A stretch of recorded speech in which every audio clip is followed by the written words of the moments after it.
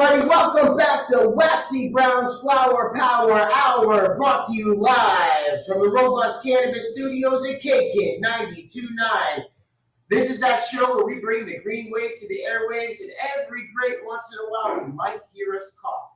I have got one heck of a show lined out for you guys. You know the coolest thing about this show, Tim?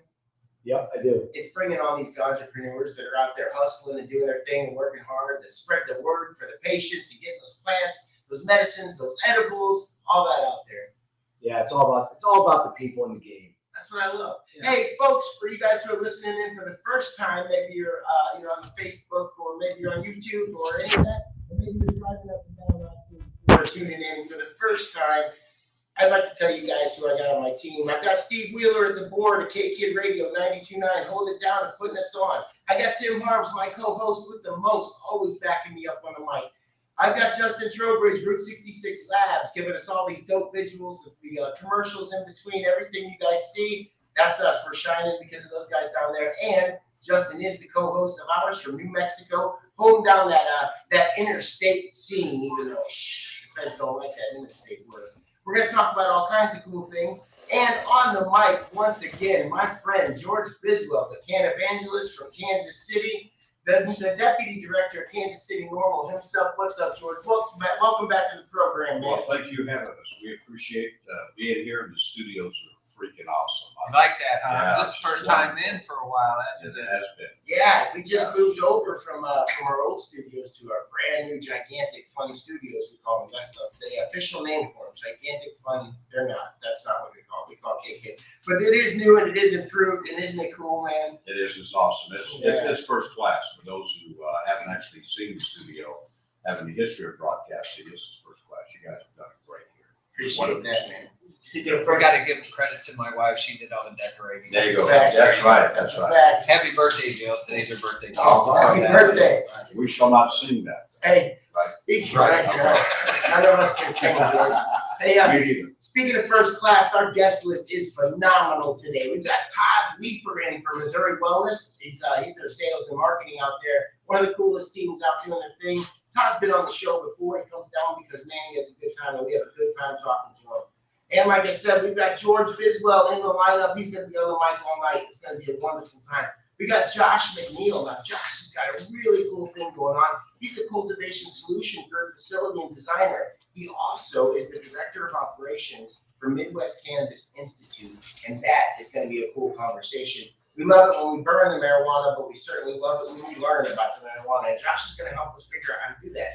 We also have Alex Kransberg and Daniel Shackton back to the show. That's the president and VP of some of our favorite edibles on the market today, Crane Organics. Now, they've got some really cool things going on with some local scene, and I'm really excited to bring them on. Now, we've had them on the show before, and I'll tell you something. I don't recall those shows because every time they bring in those edibles, I seem to have thought maybe I was on break, maybe we took the show up. I don't know, but I want you guys to check them out because they have chill kits, and we're going to talk about what they got going on now. All right, Justin, man, I know you've been out and about. What's been going on with you, buddy? I've been out in North Carolina and Virginia Justin, Beach. We muted him. Go ahead, Justin. How about now? Can you hear me now? Yeah, we can hear you now. All right. You guys are a little faint in my end, so we'll see if we can fix it. But, I was out in North Carolina and Virginia Beach and had to break down behind enemy lines and buy gas station Delta 8. Shut up. Oh, get out of here. It was all I could do, all I could find, and sure enough, it actually slapped pretty hard. So we'll see what that's all about. But thank you, random gas station on the way to Nags Head, North Carolina. So was it like a cart or was it flour? Well, they had THCA flower on the checkout thing. They had some D8 carts, and I was like, all right, let me take a look. And then I looked at it, scanned the COA. COA looked pretty decent, and sure enough, it was what the doctor ordered, so it worked. Nice. I always get worried, but unfortunately, in the states due to prohibition, a lot of states, the farm bill is the only chance they have at getting cannabinoids into their system. So it's kind of interesting. Are any of you guys here in the room? George, I know you pay a lot of attention to what's going on in Missouri. I know that's your job, man. We really appreciate not only your job, but your passion. But you see what's going on in Illinois right now with legalization and Delta 8 products? They're trying to outlaw. So that's the problem in Illinois. They're trying to pass Right, so, when you pass adult use or you pass medical, there still is the continuation of law changes, things like that. So Illinois is going through some things with that. I'll read this little article to you.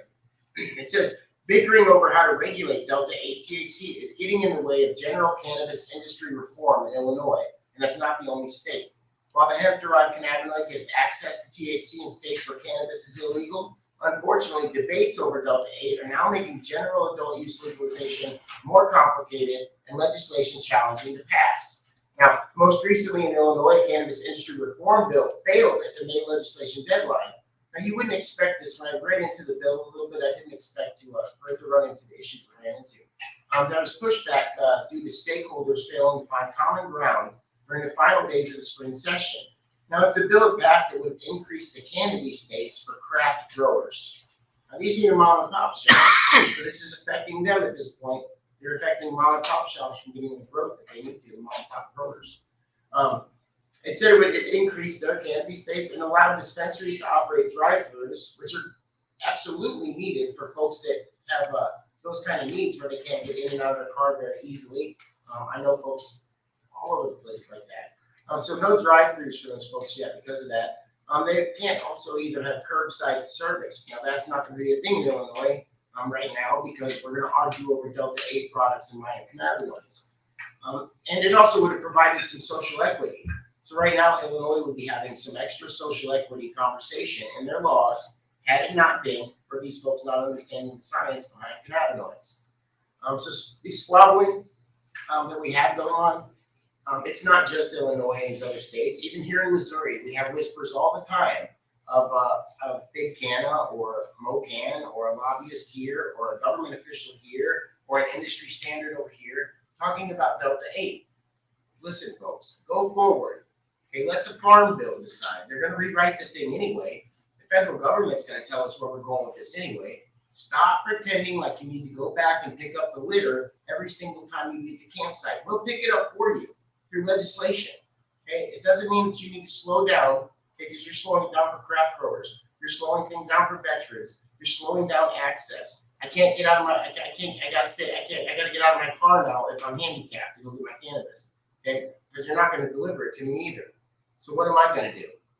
If I'm those people in Illinois, I'm going right back to the traditional market. I'm going to go give my old plug a hug, tell them I'm sorry that I went to the dispensary that doesn't serve my needs, and I'm going to come back and where I went to. So let's stop squabbling. That's my opinion here. Let's go forward. Let's let hemp be hemp. Let's let cannabis companies be cannabis companies. Let's not get involved with the politics that's happening inside a head shop or a dispensary or things like that. Let the weed be free. I understand you want regulation. But you said it. It's about politics. It is. And we've talked about it how many times on air. Every time you say politics, I hear money. I know. Science will always outrun the law in this industry. That's a fact. So if they want to get rid of Delta-8, guess what? There's another one coming. Right. You know, no different than the two combinations of THCV and CBC that we're utilizing. Yep. It's all about the cannabinoids. And using vanilla blanket, easy to read laws, thinking that you're going to cover up those situations with one law. You're not going to do it with a 2-pager, Mr. Senator. Relax. Let us handle it. You don't get that knee deep in whether or not vanilla is in the Coca-Cola or not. Let's relax, okay? That's how I feel about it. Let these industries be themselves. Let's grow up. Otherwise, you're going to hand the whole scene because you keep swapping over to Big Pharma, and Big Pharma's going to take your cannabinoids and go home. You want that? I know. And they're here. Whether you want to believe it or not, Big Pharma is in the state of Missouri operating today. I met 4 or 5 of them yesterday.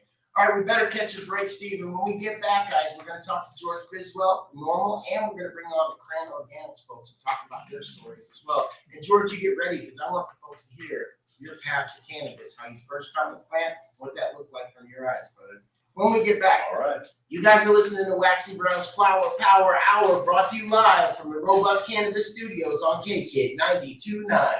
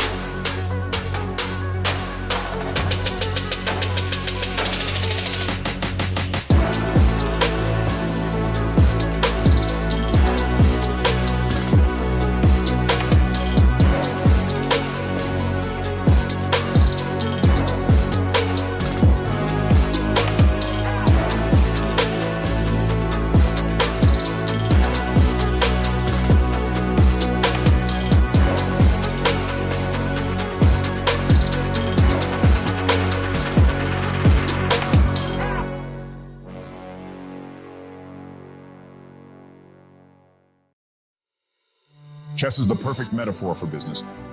You have to consider every angle before you move. You and your opponent have the same rules to follow. Not now, Michelle. I'm recording this ad right now. No, I didn't pick up that cheese you like. Well, I didn't see it when I was at the store. What is that in your hand? Oh, this is that fire concentrate we got the other day? Hell yes, I'll do a dab with you. Why didn't you just say that?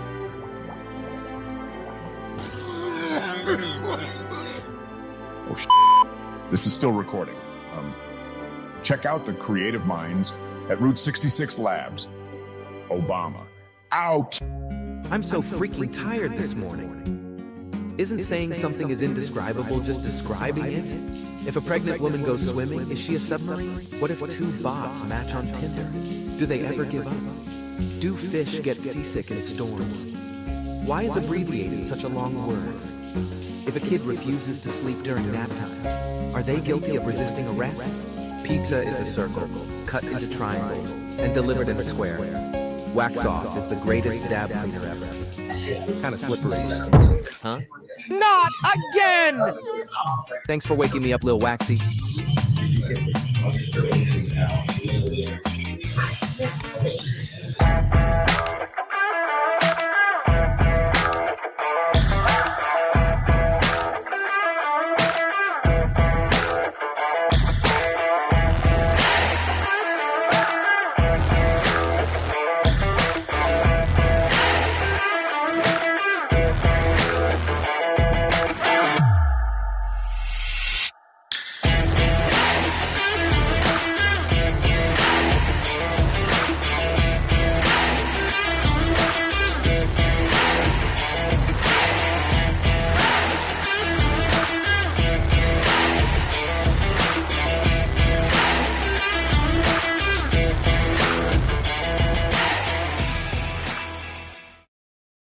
Here we have a prime example of a macaque.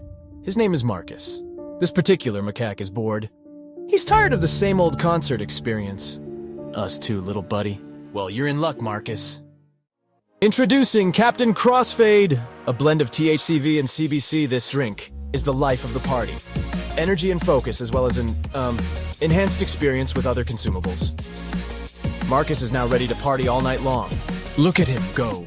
Brought to you by Waxy Brown.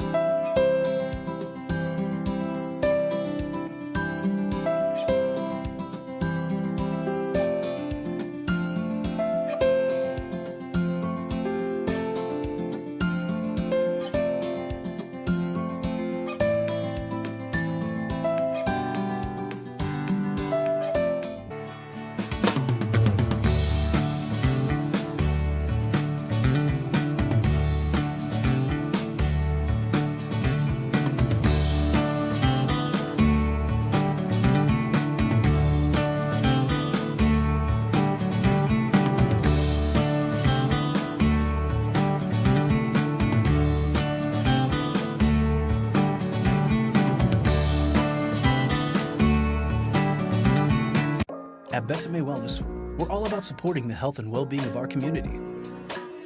With a wide selection of locally curated medical marijuana products, we'll help find what works best for you. Don't have a card? Let us help navigate the application process. And if you can't make it to one of our 5 convenient locations, we'll even deliver to your door. Visit us in-store or online at BesaMeWellness.com. People always ask me, how do you do it? What's your secret? How long did it take? What kind of dedication do you have? How do you do it every day? Well, the truth is, I'm high as shit most of the time. and I wax off a lot. I mean a lot.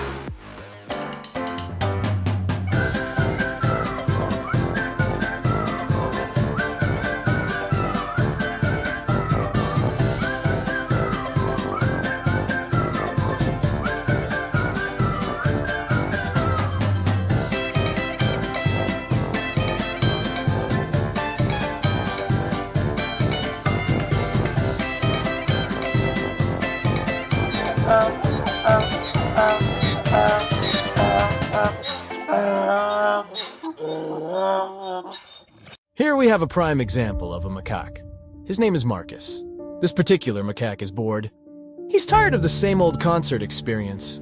Us too, little buddy. Well, you're in luck, Marcus. Introducing Captain Crossfade, a blend of THCV and CBC. This drink is the life of the party. Energy and focus, as well as an, enhanced experience with other consumables. Marcus is now ready to party all night long. Look at him go. Brought to you by Waxy Brown.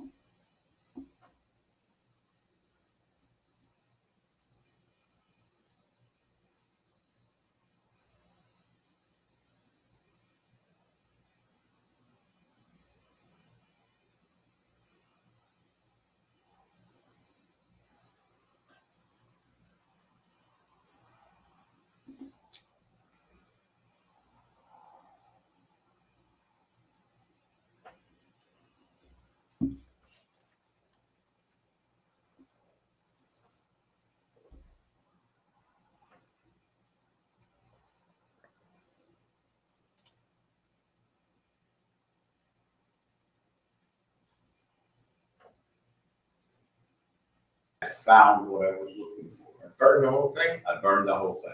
Even showed me how to make a little road chop on a matchbook. Okay. And I burned it down. There was nothing left. And so that was my first experience, and I've never turned back as far as using it. We had a period where I couldn't use my work, and we'll talk a little bit about that. But yeah, that was my path, and I realized then that I found really what I was looking for. Alcohol was not doing it. I didn't like, cocaine was on the scene. I didn't like that. But this grass, man, it was just where it was at. And so that's how I got to where I'm at today. So you went from that to today.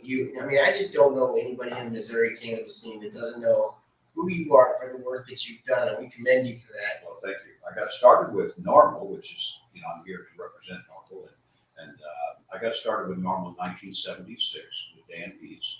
And good friend of the show. Was the co-coordinator. My brother-in-law at the time was an attorney, so to get a normal chapter, you have to incorporate. You have to incorporate with the nationals. You got to get directors. You have to have finances and things. It's a little complicated. It's just not, doing it like that. So then, things happen. Got a job. Consumed cannabis for 17 years. Good job. With the city of Kansas City, Missouri. I was a park inspector for 21 years. So that was a great job, but couldn't consume cannabis. And the very day, gentlemen, the very day I retired, in October the 11th, October 31st, on Halloween, we get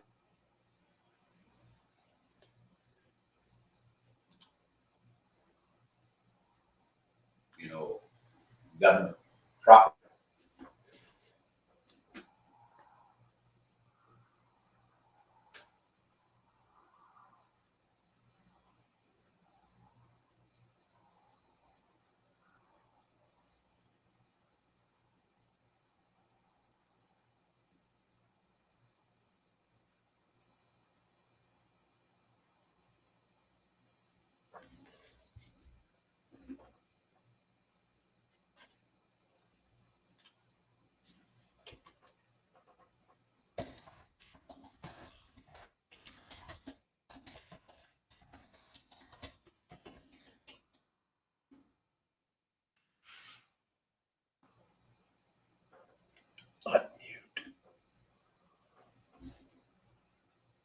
Show, really, I think I was even saying endocannabinoid wrong back then. I was saying I can't even remember. It was terrible. I was bad. So I kept telling me to quit saying it because you couldn't figure it I out. was like, we just can't talk about whatever that is on the show because I can't pronounce it. So my abracadabra system or whatever it's called. But the truth is, we found out real fast on this show that there was a lot more education to be had by us, as well as so that we could provide it to the listener. And I'm talking to Tim for a couple hours, 4 hours, because I kind of screwed this up on the way home a little bit. On the way here, and yes, he said, "What do you consider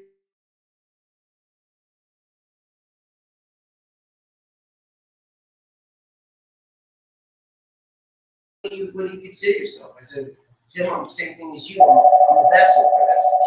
I'm a vessel for this information.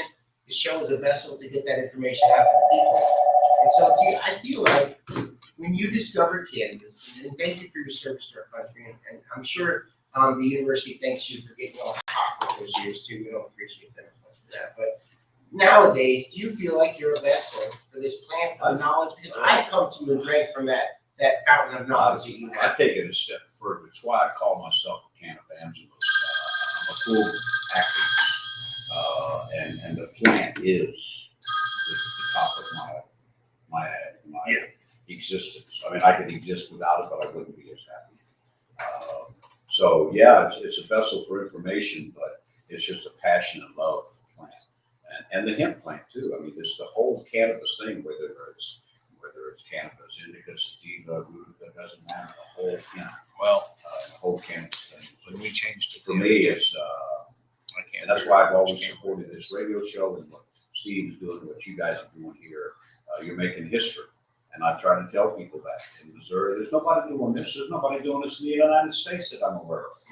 And, to talk about, things like this. And so, you were saying earlier there, you were talking about Illinois.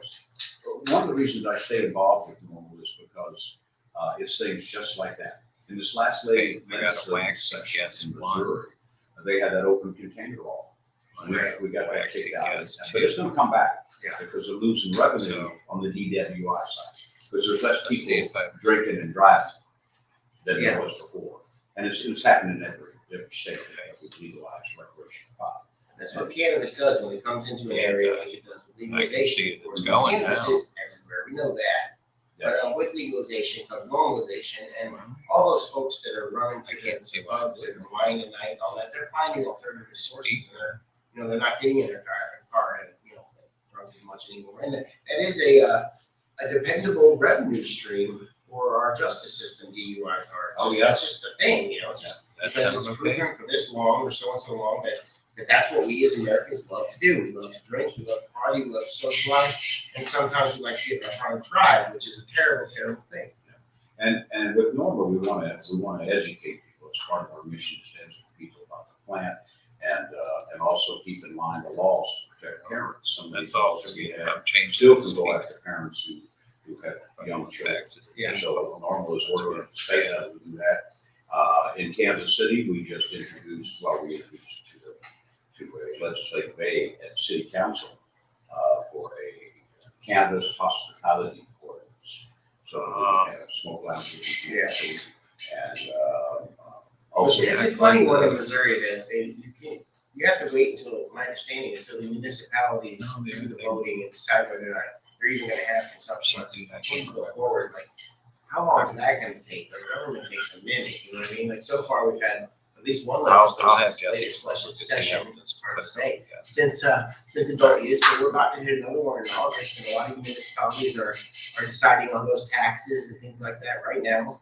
And then We have an area in Kansas City municipality, North Warren, Missouri, that votes for a 3% tax and has no medical cannabis, no medical cannabis or recreational business in the city. I was saying, we're right here, you're in Phelps County, where our county commissioners voted to catch a tax in the county, but our 2 dispensaries are in the city and only qualify for the municipal tax, according to our constitution. Yeah. Our Right, and so now the county wants to tax those which are being sued. Yeah, and so, yeah, but. So now that takes money away from all the tax stuff.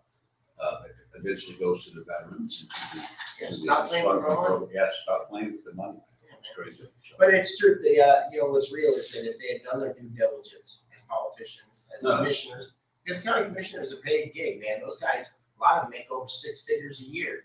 I know our county commissioners are healthily paid here in Phelps County. You would think that if a job is that important, you're gonna make a decision that ultimately is gonna collect millions of dollars according to what you're saying, and then ultimately you're also gonna get to choose to spend those millions of dollars in places.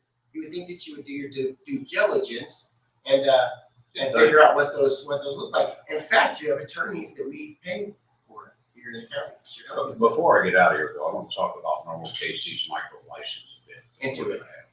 It's going to be June the 17th, and it's going to be at the HJ Community Center, which is a Jewish community center in Kansas City. And you can go onto our Facebook page and KC to get the exact address. But we're going to have the Chief Equity Officer for the state regulations going to be there to talk about these micro licenses. And we only have about 90 folks that can get into this building free. It starts at 2:00 and we'll go to 4 and we'll get all 90 people in if we have that many show up. I think this will be a great to get right from the horse's mouth. The lady who's running, who's doing the regulations, who has to enforce these regulations. Because I have some questions after reading the application and things about the micro. So we think this will be a really good educational event for folks that want to do that. How cool is it that they're doing a free event too? Big shout out to it. Looks like this is sponsored by Greenlight. Yes, that's our board has been slowly building. I want to mention that too. We have a new communications manager, Ruth Ellerbrock, is on board. Molly, I'm going to mess her last name up. Maybe you better not. Not Molly Kay is much better. She works for Greenlight. She works in personnel and has a background in membership in other organizations, so she's on board. We're this close to getting our treasurer, who's probably well overqualified, but he's willing to help us. We don't have any money yet, but we might someday. Yeah. And so we're building our board to try to build a membership. And we had a real good turnout at our last event, and then at 420 with folks there at Smokey River and all those folks. Boy, how much fun was that over there? Oh my God, we could talk about that for hours. Yeah. Oh my. Right? That was heaven. That village was unbelievable. I have to say, it was pretty wild. But thanks for letting me get this. Yeah. You can have that. Yeah, so we'll go over that one more time too. The Normal KC micro license events, that's June 17th. That's right around the corner. That's a free event for the first 90 folks to show up. Yeah. It's gonna have everything that you need to know and learn about applying, meaning all those big ugly details that are really difficult to read in some of this language. They've got Abigail Vivas there. I hope I pronounced that right. Chief Equity Officer of the Division of Cannabis Regulation, which is that's basically the Department of Health and Human Services version of or their pot. Oh, yeah, that's our cannabis. When you go online, it says cannabis. They don't use the term marijuana anymore. So Good. they listen to us. We've asked them to not, it's in the law. We can't change that. It's a federal law, but we sure can do it in our state websites and stuff and dealing with it. It's cannabis. So Yeah. I'm excited about that. So Yeah, very cool. Yeah. I can't wait for these micro licenses to pop up. It's going to be wild to see a brand new thing like that. It's just never been done in any of the states that are operating in any market whatsoever. It'll be pretty interesting because I truly believe that Big Cannabis has their foot in Missouri really well, and bless them because we wouldn't have anything that we have without them. we knew that was going to Yeah. happen. I mean, But- you just have to take a look at the other states. In a situation where we're already growing so much marijuana, how do we? I would say cannabis. That's what all right. George gets me. How does a little guy like that who opens up one of these mom and pop shops, these micro licenses, if you will, craft cannabis? How do you rise above? And that's what I want to see, because through the years in this show, we've had so many great entrepreneurs like Cran Organics. They're going to be coming up soon. If those guys, folks like that, had a license, I can't imagine the look and feel. It's not going to look anything like a Walmart or a Walgreens. It's going to look like those cats. Be an ice cream shop. And I'm getting yelled at. Steve's worried about my cameras. It's all good. I got a face for radio, Steve. I'm gonna take this part. You got a fist for radio too. That's what you I'm waving my We hand all down, have that's what I faces. do. All right. Do we need to take a break, Steve? Or we good? Yeah, we can take a break. Okay. We fixed some issues we're working on over there. We're going to take a break.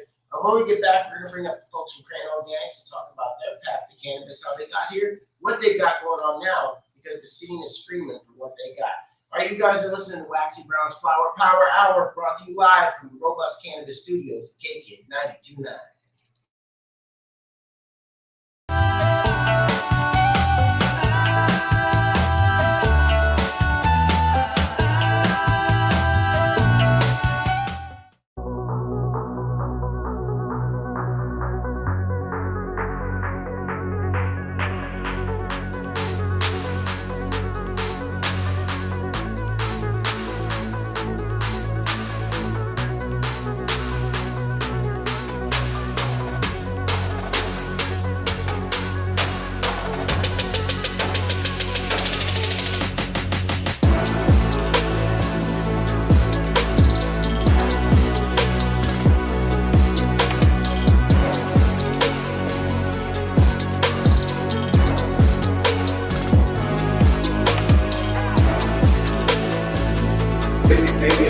Maybe it's I don't know. But anyway, it's great. Let somebody else hold the microphone. Chess is the perfect metaphor for business. You have to consider every angle before you move. You and your opponent have the same rules to follow. Not now, Michelle. I'm recording this ad right now. No, I didn't pick up that cheese you like. Well, I didn't see it when I was at the store. What is that in your hand? Oh, this is that fire concentrate we got the other day? Hell yes, I'll do a dab with you. Why didn't you just say that? Oh, shit. This is still recording. Check out the creative minds at Route 66 Labs. Obama. Out! I'm so freaking tired this morning. Isn't saying something is indescribable just describing it? If a pregnant woman goes swimming, is she a submarine? What if two bots match on Tinder? Do they ever give up? Do fish get seasick in storms? Why is abbreviated such a long word? If a kid refuses to sleep during nap time, are they guilty of resisting arrest? Pizza is a circle, cut into triangles, and delivered in a square. Wax Off is the greatest dab cleaner ever.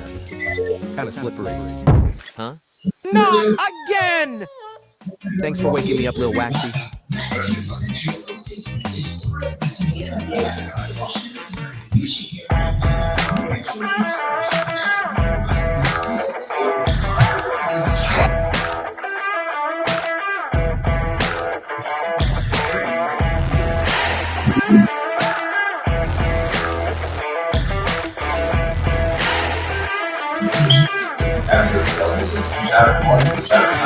Saturday,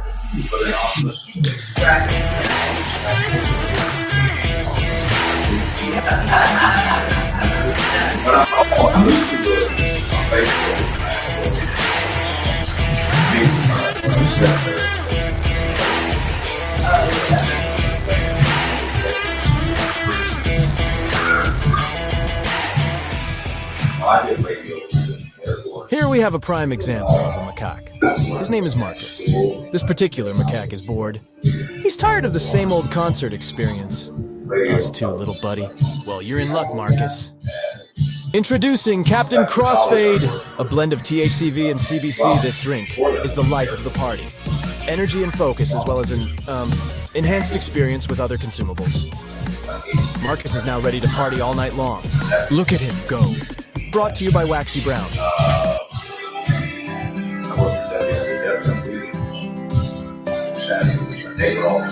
Sunday morning.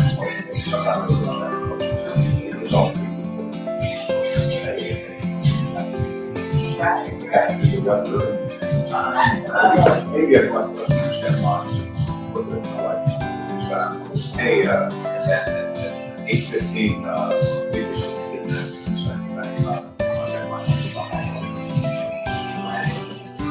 They get closer. Okay. Yeah, my dad,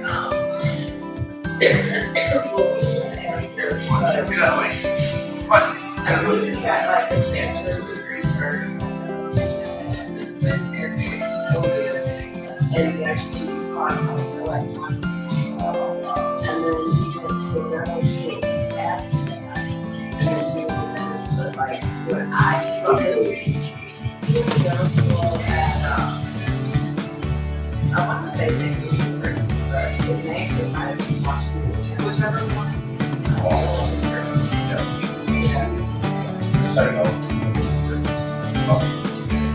No, so my parents actually from Sparta.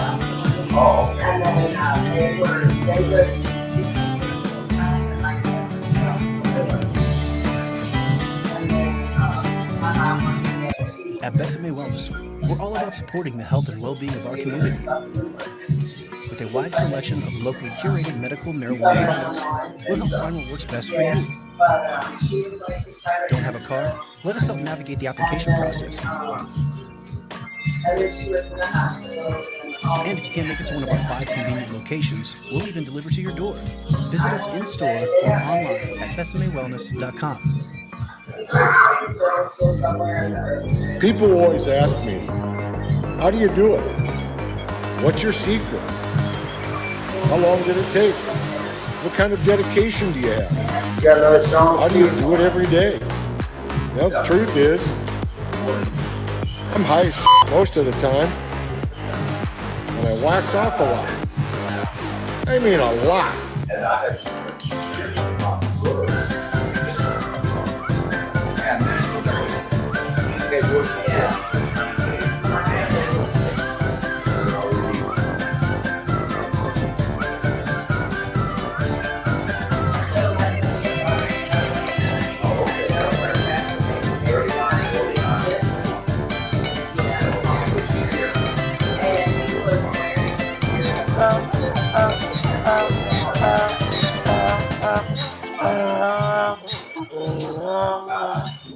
Here we have a prime example of a macaque. His name is Marcus.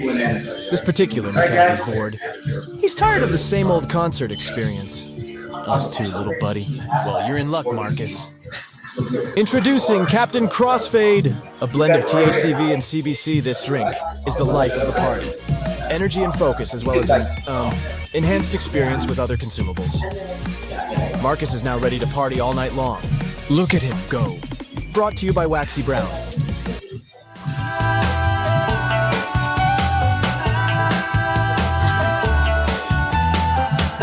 Hey, go ahead and sit down, guys. You're gonna have that's You guys got a camera. Oh. All right, here we are.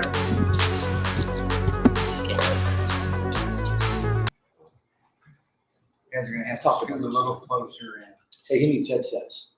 You're gonna have to give him yours. Hey everybody, welcome back to Waxy Brown's Flower Power Hour. We're brought to you live from the Robust Cannabis Studios at KKID 92.9. All right, we got my friends. This is always, I always like to say that because I do have some good friends. I got my friends Alex and Daniel from Cran Organics. What's up, guys? Welcome back to the show. Thank you for having us. Yeah. Pleasure to be back. Yeah, you guys are really good at this. That's why I like having you on. You know, I was talking about this earlier, but I'm really proud of the show for bringing on entrepreneurs out there who are, you know, we've had everybody on from someone that's making a pain cream. Big shout out to Dad Bader.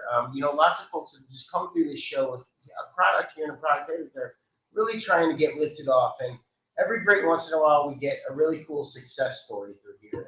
And these guys are one of those success stories here happening in Missouri. So I want to talk a little bit about what you guys got going on. But first, I'm going to put you in the hot seat. Okay. First off, Daniel, how old are you? 25. How long have you been smoking pot? 11 years. How old are you then? That's too much math. 25. I started at 14. Okay, thanks for that. I appreciate that very much. Yeah, absolutely. I only know. You count to the 24. metrics It was too much, yeah. Okay, I appreciate that. So you started when you were 14. Yes, sir. Okay, so how'd that happen? How did you discover pot? What'd that look like the first time you ran into it? Was that a good thing, a bad thing? Was it the path that led you forward? Was it one time a walk thing? How'd that work for you? Great question. So for me, my first time actually getting high, quote unquote, or feeling the effects of cannabis was at my best friend's house, who actually made the recipes for these gummies. 11 years later. I have debilitating migraines, something called abdominal migraine syndrome. So basically migraines plus a migraine in your stomach, vomiting, fever-like symptoms. And I happen to have a terrible migraine. I never knew to think about cannabis in any sort of way. And we consumed, and on my drive home, I called my mom, and I had never felt so much better so quickly from any other drug, and I tried a dozen by that point. And I just told her what happened and asked what her thoughts were, and we started talking to doctors, and they thought it was a great choice. So this wasn't what I was expecting. But what a great story. So the first time you smoked, you were already dealing at that age with some issues that were debilitating at best. Absolutely. Oh yeah, I had to drop out of high school. Wow.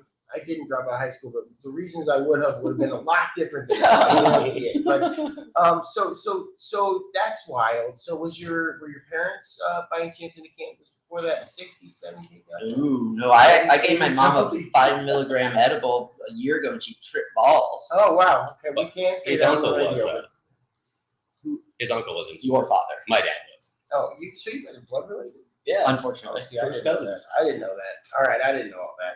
All right, so after that, it sounds like most of us find cannabis in a recreational way, and then lead up to learning about medicine or figuring that whole path out. I think that's really cool, man. That's how you figured it out. So, is that the reason today that you have? Because I've talked to you many times on the mic and way off the mic, and is that the reason the passion comes through so loud with you?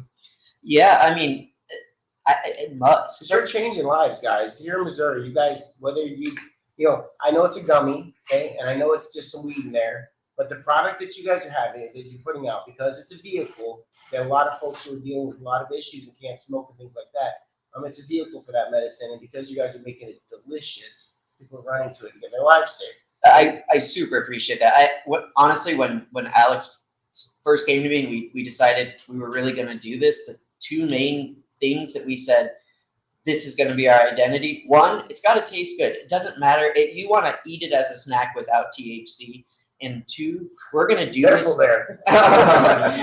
We're going to do this in a way that is scientifically guided, that provides the most benefits compared to other products on the shelf that you don't necessarily know. They certainly weren't developed with that as the forefront. Right. And you know, it comes through in the medicine too, the gummies themselves. Okay, let's go the same way. Let's go your way here, Alex. Let's talk about the first time you introduced yourself or someone introduced you to cannabis. What was that experience? And if you can't talk about it, I get it. Oh, absolutely. My first time. Tim did. I'm just waiting for him to say, well, my cousin got it. I brought it over. I brought it family function. Well, my cousin had these headaches. I actually had a lot of headaches. I suffered from the same abdominal migraines that he did. I kind of outgrew it when I became older, I guess. But I actually tried marijuana for the first time. I was much older. I was probably about 3 years younger than he is now. I was about 22. I was 22? I don't know. My junior year of college was the first time I tried. You guys, well, he didn't. You started late with the pot, I think. I didn't even drink in college. I did nothing. I was actually very, very anti-marijuana, anti-weed. Everyone in my family smokes. Pictures of you back then, there was no beard. No beard. No, just balls. And like, I thought it was a good word saying I have a brother that's 14 months older. Hey, Perry. He was, he was always smoking weed. He was super young, and I just never into it because he was into it. And then like we didn't get along at all. I went away to college. So then your cousin turned you off because you didn't want to be like your cousin. I wonder if I have any of those cousins. We probably started around the same time. This is my brother I was talking about. Your brother, I mean. Your brother, yeah. But then Come on, Waxy, get this straight. That's what brought us together and brought us closer together. We have a good relationship now. And like one of the common denominators is we both enjoy weed. All my siblings, both my parents, we all just enjoy weed. So now I have to ask another question. Okay, so your mom, okay, she learned about what you had going on through your ailments of cannabis. Your parents obviously have learned a lot more about who you are as a person because you've just gone the opposite way. What do they think now, fellas? Now that you've got the Cran Organics going and this company's doing big things, which we're going to talk about here in a minute, how do they feel right now? And you can't say proud; you have to say everything else. They can bell. They're proud, aren't they? Yeah, they're super proud. Yeah. I feel extremely lucky. I realize that I come from a position of privilege where I was supported from day one. One as a medicine, and then two as a career. When I started in this field, it was not super socially acceptable, and I never for a second felt judged or pressured. They shared me like, it was beautiful. Let's turn that mic a little bit for him. The one thing I do want to say is that we talked about this driving home today. Every place we've been over the last 2.5, 3 years of doing what we do, you guys are always around. Yeah. And you're always, it's like your attitude, your effort, everything you're doing is building a brand around what you guys have done. That's why every time I think we're doing something different. It's not just like every time. It's our passion. There is nowhere else I would rather be. There's nothing else I'd rather be doing. I can't imagine doing anything else. This is where my passion is. It's a community. This is everything I want to be doing. So I'm very, very grateful for the opportunity. I'm super grateful. Just like Daniel, it's coming from a place where our families weren't objective. The community has always just been there and supported us. We've had great support.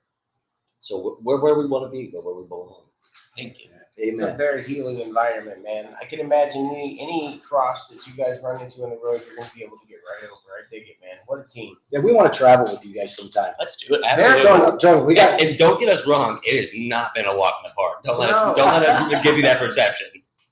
So let's talk about this product because I'm very interested to know. I'm looking at the front here of your guys' gummies here. Vegan gummy. It's a Tahitian vanilla, nutty oob, real fruit juice. Now, marijuana infused. It is marijuana. So we all are in this room, I guarantee it. So what brought you? So the flavors are different, right? Yeah.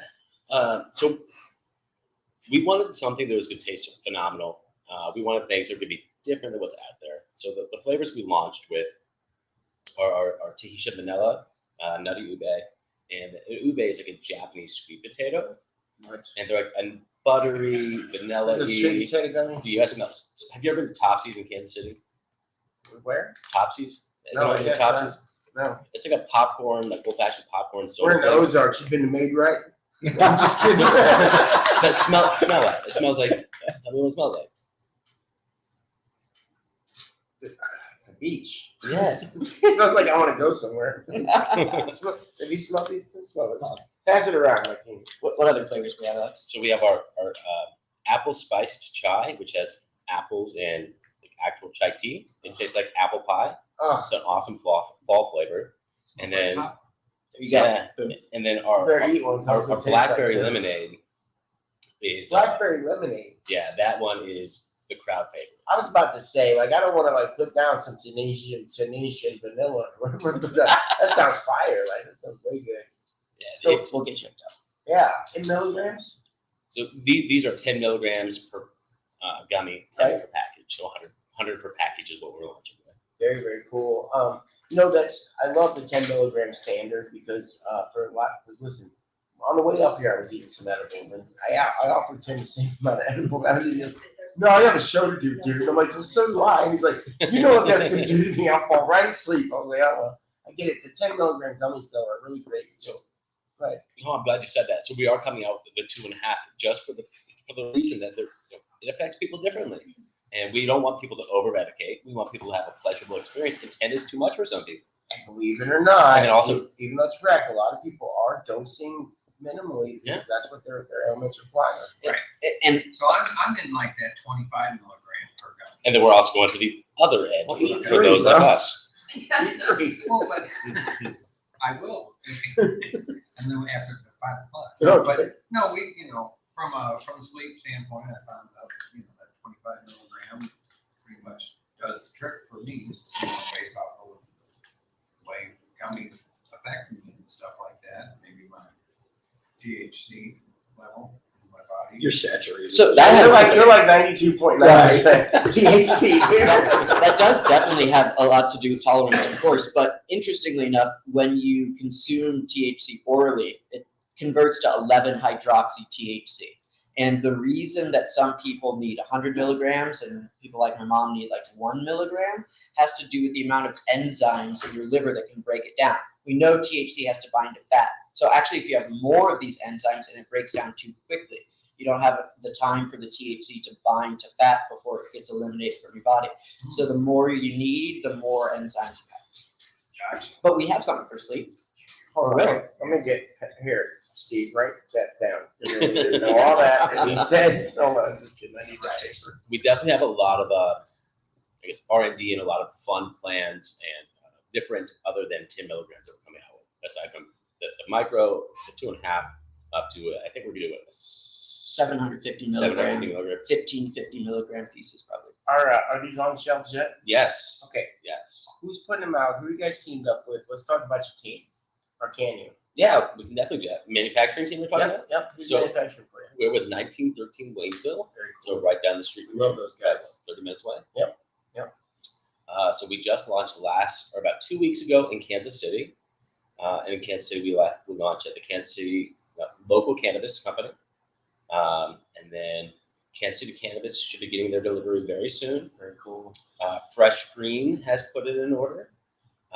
Green Light is very close to putting an order at the 135th Street So you guys location. just right out the gate with these.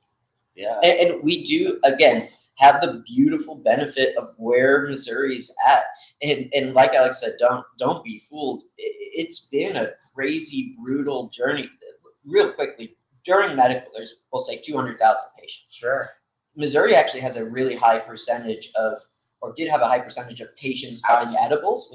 Yeah. It was about 15% or so. But that puts you, let's say 30,000. I saw a graph that said 17% of our sales were edibles, which is, I think, number one in the country. So we'll call that, that gives you 30,000 patients. Well, 80% of those edible sales were gummies. Yeah. So that leaves us with about 6,000 total customers that theoretically could have purchased the chill cake. It was The super. chill cake was fire. I don't know if you guys remember that. That cheesecake was delicious. Steve, did you get any of that when they came in? You remember that? I was hoping you were going to bring another one in. Spoiler alert, we're coming back out with chill cake bites. Oh, So that's they'll it. be gummy shaped. That way they're easier. You don't have to slice them. They're going to be just like popping a gummy. Remember when the cooler, they left their cooler at one of the events in Kansas City, the patients out of time. Yeah. And we sat there and looked at that cooler like, should we take it? There's magic in There's there. magic inside that Magic thing. inside there. That's what I kept saying. There's magic in that cooler over there. Yeah, Waxy says, no, I'd rather just jump in. We're also, not only are we in a market that customers are just having a great time purchasing, but we're really fortunate to have partners that are vertical, right? Because in our same facility today, we got to, walk the grow and look at the flower, right? They've got the MIP right there, and then they've got a whole chain of dispensaries that, we get to rely on. So again, I guess the theme of today is we feel very blessed. Very cool. If you want to see part of that grow, follow us on Instagram. The sun is shining. And I want to, and hey, that's real though. The sun is shining on these guys. But like Tim said earlier, it's been a lot of work. Since we started this show, I've seen these guys out there grinding and hustling. And that's really what it takes in this industry to be seen, is to be loud, proud about your products. And you can't just come out with some junk. These guys put out some of the best products I've tasted in the edible market, and I'm a fatty now. You know what I mean? Like, I'm just saying, I love my edibles. Well, just like when we were at the 420 event. I mean, you guys had people around your tent the entire time. Yeah. Not that I was one of them a lot. Yes, But you were. yeah, I know. But that stuff is good. You guys are so kind. All right. And we really appreciate what you guys do for the industry too. Yeah. It really means a lot. It definitely does. It really feels good to hear that. So thank you very much for what you guys do for the industry. You guys have a platform to help people like us, help the industry and get the word out. We are a bunch of stoner loud mouths. I was just going to say, I've watched your journey as well, and I have a lot of respect for your ability to see both sides and toe that line. As the president of the chamber on the Kansas side, I say that's the hardest job I've had in the industry, because you have to both please, and you should be pleasing patients and activists, but you also have to have a system where businesses can make money. And you've just done such a great job of articulating to both sides the other's perspective. Absolutely. Really appreciate that. Absolutely. Really appreciate that, guys. All right, do we need a break, Steve? Is that what's up? No. Oh, we're good to go. I'm going to keep Yeah, trucking on with these about a guys. minute and a half. That's your warning there, Justin. Okay. I never get a warning. 15 seconds. I never get a warning. See if you can pop it out for anybody else. All right, so real quick, Daniel, for the next minute or so, I want to talk about these Delta products and stuff like we're talking about. They were slowing down the Illinois legalization. You said you might have a couple thoughts on that. What were you thinking? Yeah, I'd love to share my perspective. Good tie-in too. So coming from running an industry association, similar to MoCan, not large because our state, Kansas, doesn't have a law yet. What I have seen and heard is the prevalence of the state's industry association being that driving force every single time. And it is way more than Illinois. You can look at Arizona, New Mexico. You name it, there's at least been effort in the state. I find it very hypocritical. The same people that were pushing for the ability to be in this position, once in this position, are pushing people out. I think we all agree in this room that a plant is a plant, and these are really just legal jargon. You touched on a good point earlier, which is the new farm bill that's likely to come out. It really, really does seem that there is going to be some oversight, regulation, testing on these alt cannabinoids. And that's extremely important, because I will say that's the one thing that gives that gives alternative cannabinoids a bad name, is because it's true. If you tested 100 products on the market, I bet you 75 to 90 of them would not come out as what they said. So what you're saying is that the cannabinoids are not the problem. The style of regulation or lack of is the problem. That is absolutely the problem. And then also hypocrites. Yeah. Don't get there and then not let the others have it. And I made a very strong point, and I'm very serious about the fact that the Industry Association of Kansas is going to support every part of this plant, whether that's industrial hemp, Delta 8, or normal cannabis-derived THC. And I think that more people just need to put it all on the line who are in the positions who are normally fighting against it, because those are the voices that are going to put the money behind it and be listened to, unfortunately. Yeah. Yeah, that's a good point, because we talked about it all the time with the Missouri Hemp Trade Association, MoCan. It's like, where's the industrial hemp conversation in that? Where are we getting together with everybody? Because there's a ton of patients that are going to the head shops, taking care of themselves too. And that's okay. Well, now we just need regulation inside of it. And the truth is, when you talk about, when you start to talk further into that hemp conversation, you start talking about industrial processes, things like that. Those industries have their own fights and their own struggles that we're going to have to assist them with. We've been there. We've been through the lifting and unveiling of prohibition. Lumber's got to do the same thing. Plastic has to do the same thing. Soda pop's got to do the same thing. But we've got to assist in those fights together, because if we do it in separate camps, we're not going to win. Amen. And last thing on this point, prohibition is live and well in Kansas right now. Law enforcement are seizing completely legal hemp packages with repos abandoned because the state, their only testing capacity is, does this product have THC? With their own laws, because they adopted different laws than just the federal farm bill, they cannot even determine. But until that goes to court, which it will, and the judge will probably say, you don't have the ability to test, you no longer can confiscate, which is going to be really messy when Oklahoma is trying to ship stuff to Missouri that's failed testing. It's going to end up as Delta 8 on our streets. Law enforcement isn't going to have an ability to fix that. Prohibition is dangerous. Yeah, lifting a prohibition though without compliance is also dangerous. Amen, Oklahoma. That's right. Let's All do right. this real quick. Just real quick. Go ahead, station ID.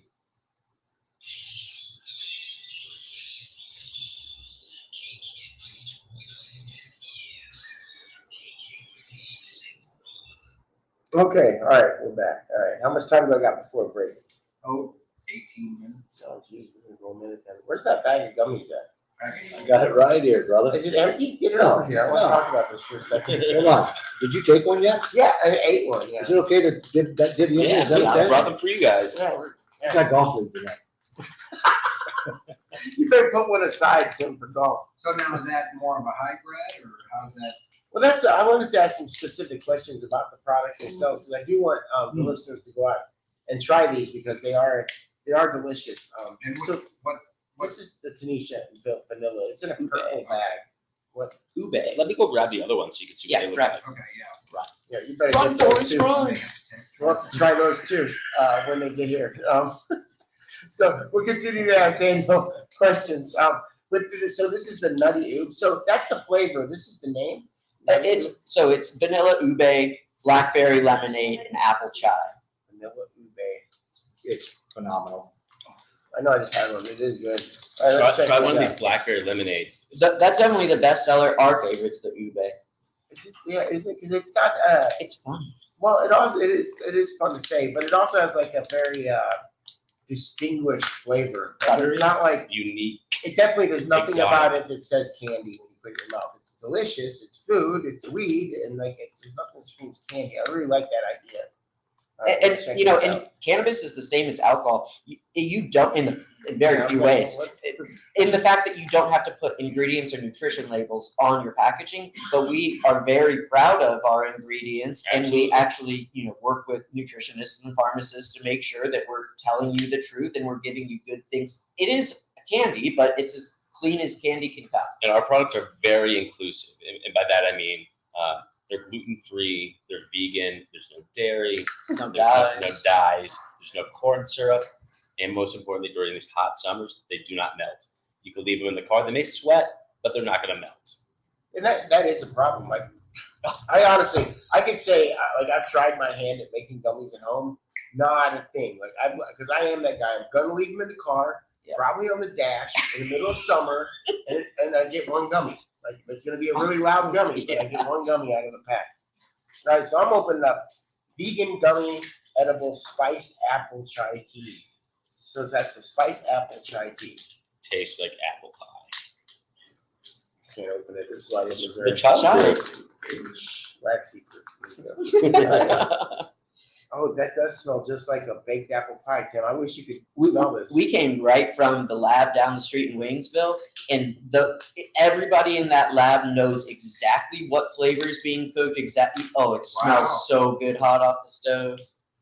This tastes like holiday in my mouth. It's delicious. It's totally fall. Yeah. Okay, I so want to ask what the employee sample packaging refers to. Yeah, I'm glad you asked that. Okay. So the way we make our gummies, we have a large mold, and we use a guitar string slicer, and the molds are rounded on the edges and sides, so those are not uniform shaped. So that gives us the ability to give out samples to employees in the dispensaries and the buds or in the bud tenders. So we have this built-in extra. So it gives us the ability to give out built-in samples. So that's why it's nice. So instead of throwing shrink away, they package it and let people eat it, right? well, and we were just in another cultivation. We're gonna talk about it in a little bit. We got to see some gummies being made, and it's when you make the gummies, there is some offset there that comes off the trays and on the side, and you clean the machine because all that stuff is so stereo. We're not stereo. What's the word? Where it's really Sticky. clean? Sterile. That's the one. I'm stereotyped. That's the word. So gummies, are they nano? Because I feel like they're kicking in already. And that's a contact high, baby. Yeah. So, I mean, that a good question on that front. So there were 2 check boxes that I needed for us to actually do this, to create an edible company. One was they got to taste good. Check. We got that done. Now, this is our first product with our new partners. What's the next step for us is nano emulsion, rosin, adding in different cannabinoids, adding in, terpenes specific for pain, right? The pharmacist that we worked with specializes in knowing what cannabinoids, terpenoids, flavonoids to blend for specific medical conditions. So that's what we're getting to next. That's what I'm excited about. That's what I'm passionate about, because consistency is key. And you just don't see that. Well, when you find something that works and then you go back and you buy the same thing and it doesn't work, that's what you're exactly talking about, is the consistency, time after time. And you know what else Daniel's hitting on that we don't talk about as much as we should, and that's medicine that's specific for us. What he's talking about is being able to, in the future, when we see these Western medicine shelves fall apart, okay, when you see all these products begin to be replaced, assisted by or replaced with that cannabis and hemp, that's what we're going to notice, is a lot of that stuff fall off the shelf, and we'll be able to see things like guys like these making gummies that are specific for, say, veteran PTSD or stomach cramps or say Crohn's disease. We know that there's plenty of cannabinoids that help towards things like that.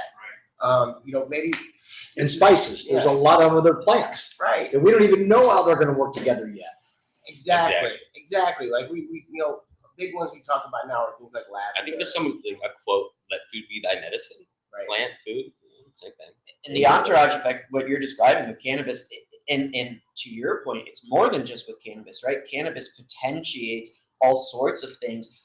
With my migraines, I was able to reduce the amount of hydrocodone that I could take by adding CBG, CBD, and THC by 3/4, because it potentiates the effect so significantly. And to your point, exactly what you're talking about, but the vehicle can be way more than a consumable gummy. I mean, we can have period products, we can have patches, we can have inhalers, and it doesn't have to be done by a pharmaceutical company. It could be a cannabis company with a pharmacist, no problem. Yeah, that's what I'm saying. Hey, Justin, what do you think of these guys up here, man? The Cran Organics crew. I've been sleeping on you down there. Sorry. I'm just waiting for them to come out with a green chili flavor. I'll supply it. I'll be their plug down here.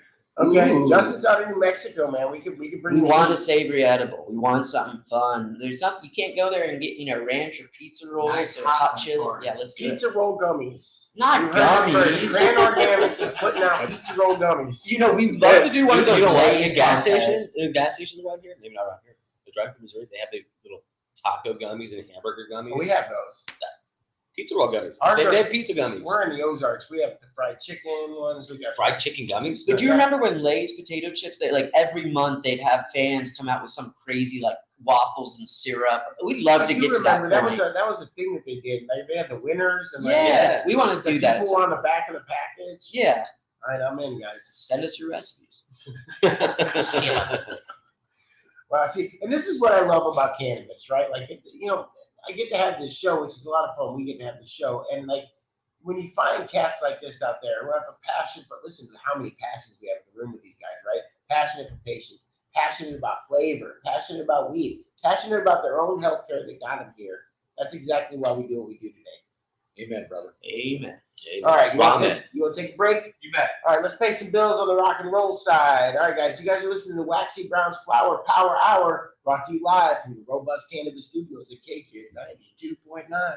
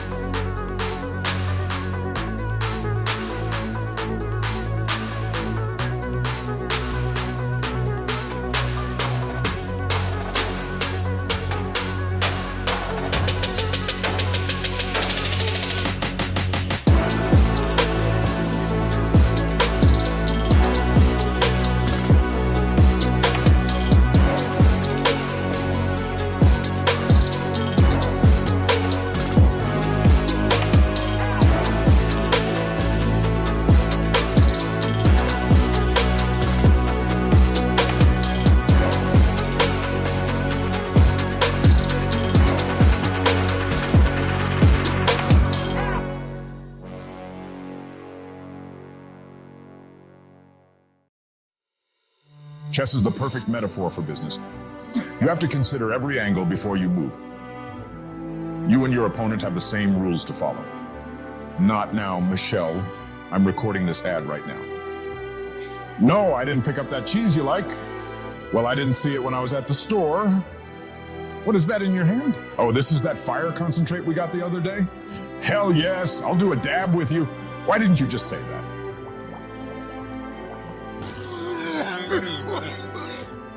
Oh, this is still recording. Check out the creative minds at Route 66 Labs. Obama. Out! I'm so freaking tired this morning. Isn't saying something is indescribable just describing it? If a pregnant woman goes swimming, is she a submarine? What if two bots match on Tinder? Do they ever give up? Do fish get seasick in storms? Why is abbreviated such a long word? If a kid refuses to sleep during nap time, are they guilty of resisting arrest? Pizza is a circle, cut into triangles, and delivered in a square. Wax Off is the greatest dab cleaner ever. Kinda slippery. Huh? Not again! Thanks for waking me up, Lil Waxy.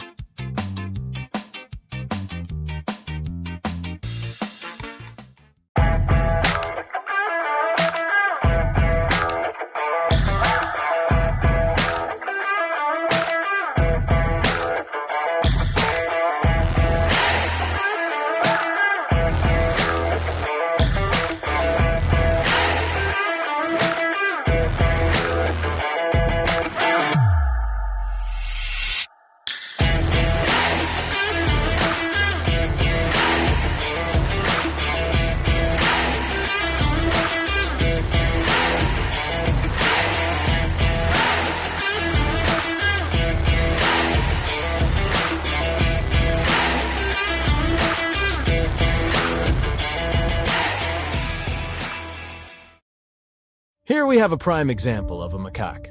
His name is Marcus. This particular macaque is bored. He's tired of the same old concert experience. Us too, little buddy. Well, you're in luck, Marcus. Introducing Captain Crossfade, a blend of THCV and CBC. This drink is the life of the party. Energy and focus, as well as an, enhanced experience with other consumables. Marcus is now ready to party all night long. Look at him go. Brought to you by Waxy Brown.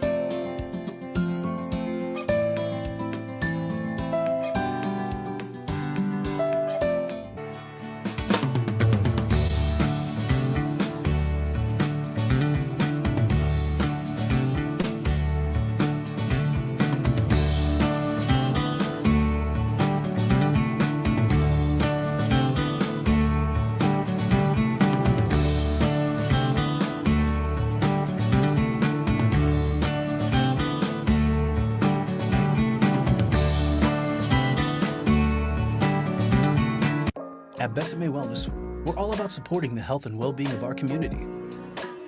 With a wide selection of locally curated medical marijuana products, we'll help find what works best for you. Don't have a card? Let us help navigate the application process. And if you can't make it to one of our 5 convenient locations, we'll even deliver to your door. Visit us in-store or online at besamewellness.com.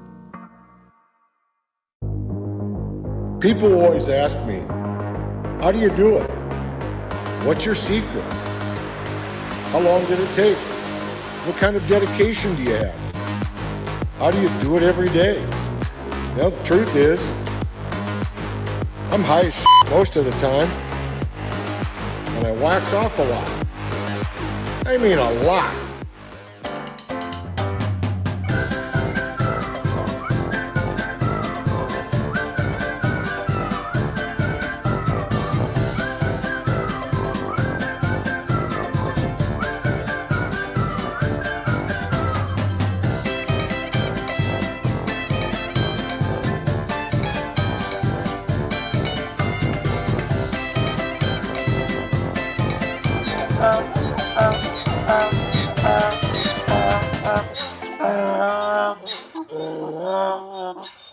Here we have a prime example of a macaque.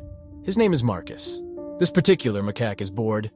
He's tired of the same old concert experience. Us too, little buddy. Well, you're in luck, Marcus. Introducing Captain Crossfade, a blend of THCV and CBC. This drink is the life of the party. Energy and focus, as well as an, enhanced experience with other consumables. Marcus is now ready to party all night long. Look at him go. Brought to you by Waxy Brown.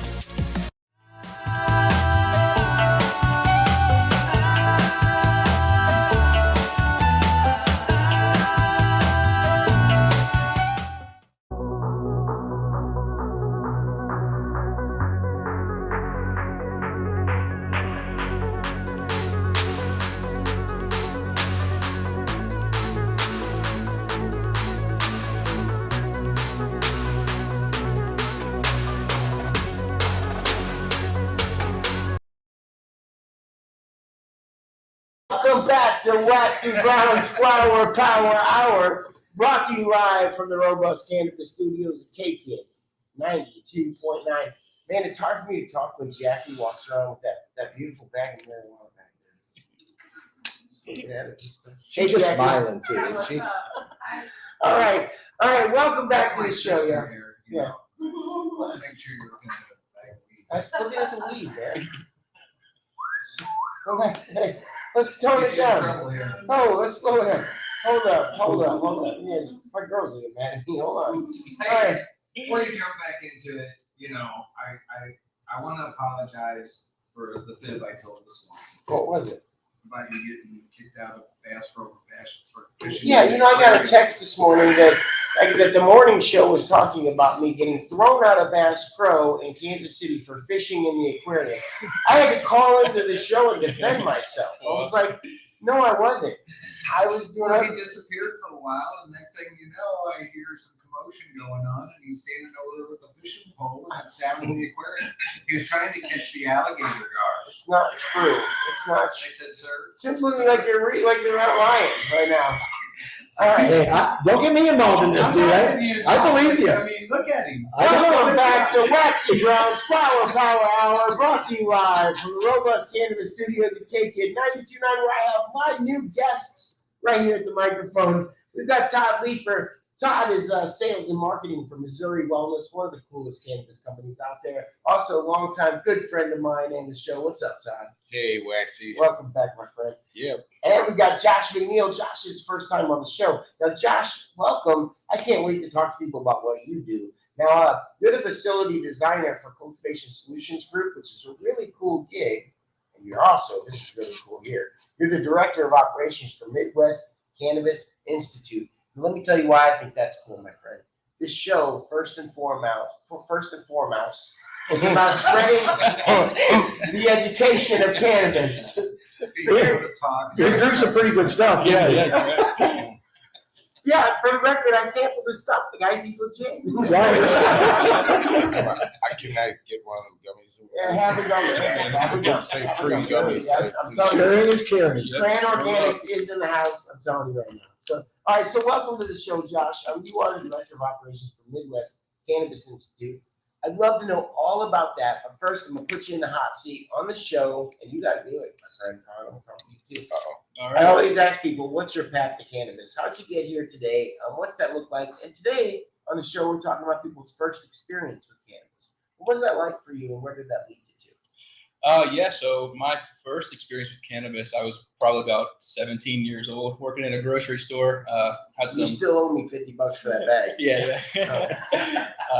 Yeah, had some friends there that smoked, and they asked if I wanted to join, so I was like, sure, and I enjoyed it, thoroughly enjoyed it. So Didn't get crazy into it at the beginning. You know, I was going to nursing school once I graduated high school, so I couldn't smoke doing that. So I kind of just did it every now and then. There are those folks who are like every now and again, and there's folks like us who are like, that's my personality forever. Yeah, go ahead, buddy.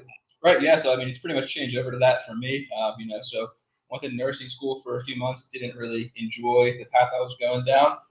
Did a couple other things, and then just moved here from Pittsburgh, Pennsylvania, about a year ago. Very cool. So I got into the market there right when I went medical. It's still only medical there, but I got in on the ground floor at a facility. Worked my way up. I was one of the head growers there at the grow. After a few years, we were 130,000 square foot flowering canopy. Had like 230. Yeah, had about 230 cultivators underneath me. And yeah, man, we just kind of ran an stuff, army. man. Yeah, we Like did. an army of weed growers. Yeah, it was great, man. We did really good. Unfortunately, we got bought out by a big MSO.